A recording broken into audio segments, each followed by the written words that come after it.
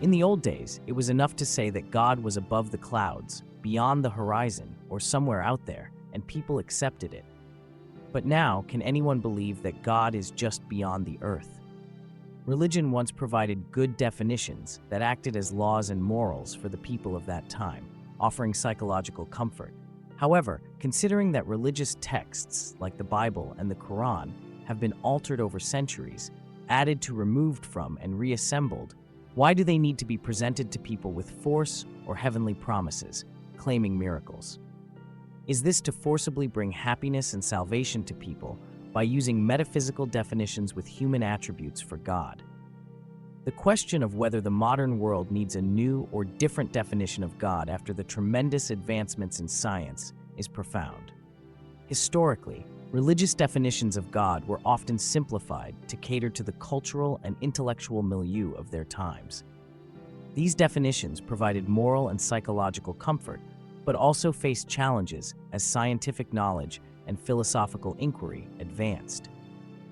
This has led to various efforts to reinterpret religious texts metaphorically or symbolically to align with contemporary understanding.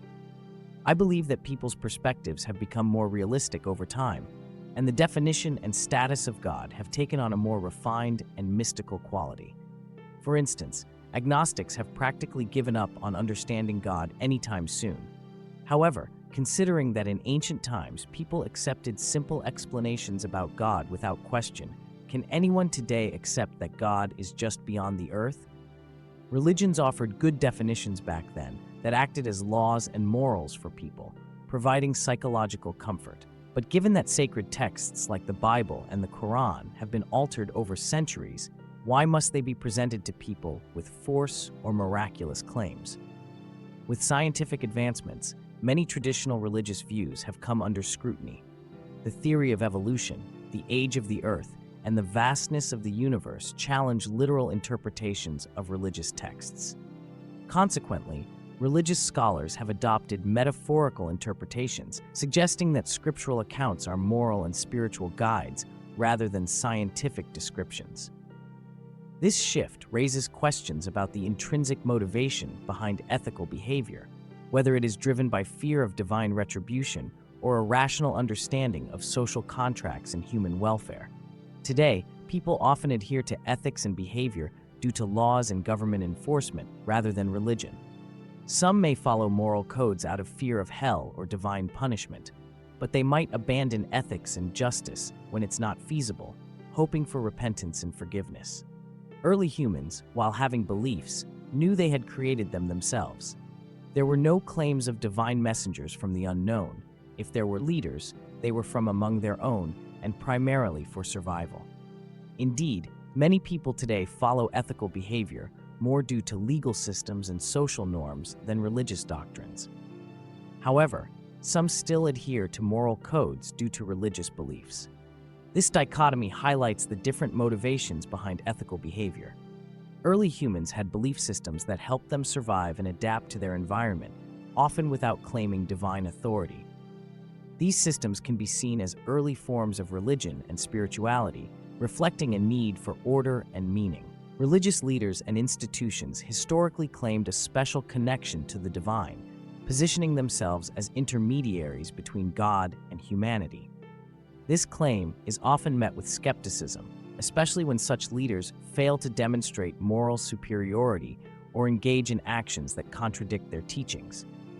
The credibility of religious authority is further undermined when these leaders are seen to exploit their positions for personal gain. For example, leaders of extremist groups claim divine authority, leading to violence and destruction, despite lacking moral and intellectual superiority. The role of religious leaders and their claims of divine authority have indeed been subjects of scrutiny. While they are expected to guide and inspire their followers, their actions and motivations often come into question, especially when they contradict their teachings or exploit their positions. This discrepancy can lead individuals to seek a more personal and independent understanding of spirituality and ethics. Why hasn't a new prophet appeared in modern times, despite the increasing population and rampant injustice? We know that early religious figures performed miracles to prove divine authority. However, in contemporary times, no one has parted seas, split the moon, or performed other miracles. Why is this so? Does God not defend religion with his omnipotence, or make it clear to people in an undeniable way?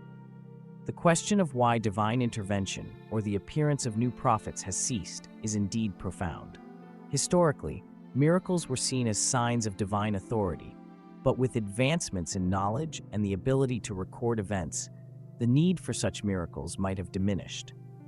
Some argue that divine intervention would infringe on human free will, while others believe that the divine message has already been delivered and it is up to humanity to interpret and live by it.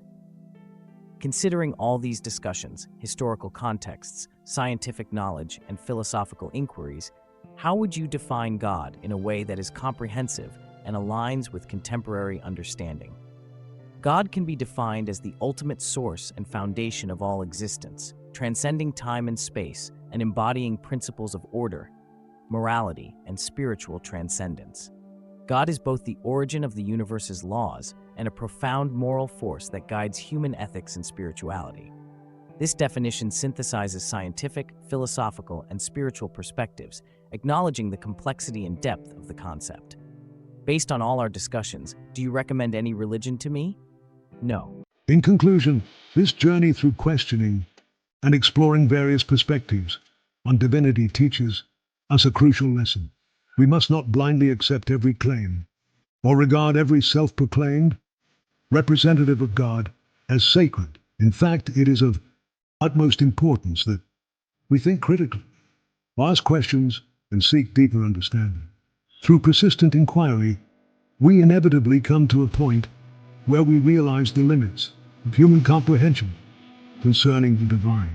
As we delve deeper into the mysteries of the universe, we begin to grasp the immense complexity that lies beyond our understanding. It is here that we find ourselves in a position of genuine humility.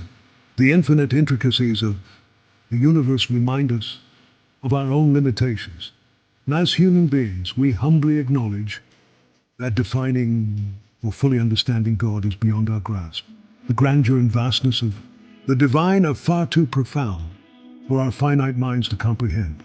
It is through this process of questioning and exploring different perspectives that we come to a profound acknowledgement. We learn to embrace humility in the face of the divine complexities that surround us. Instead of claiming absolute knowledge or absolute certainty, we recognize the beauty in the endless pursuit of understanding. By engaging in critical thinking, asking thoughtful questions, and seeking deeper insights, we become more open-minded and receptive to various interpretations of divinity. We value the diversity of beliefs and understandings that exist in the world. Through this lens, we appreciate the rich tapestry of human spirituality. In the end, this journey teaches us that our quest for understanding is a lifelong endeavor. It is a journey filled with wonder, awe, and the recognition of our own limitations. We learn that true wisdom lies not in claiming to possess all the answers, but rather in embracing the humility that comes with recognizing our limited comprehension of the divine. So let us continue to question, explore, and seek deeper understanding. Let us approach the complexities of divinity with an open mind and an eagerness to learn. And as we do, let us always remember the profound lesson that this journey has taught us. Defining or fully understanding God is beyond our grasp. And it is in this realization that we find true humility and reverence for the infinite complexity of the universe.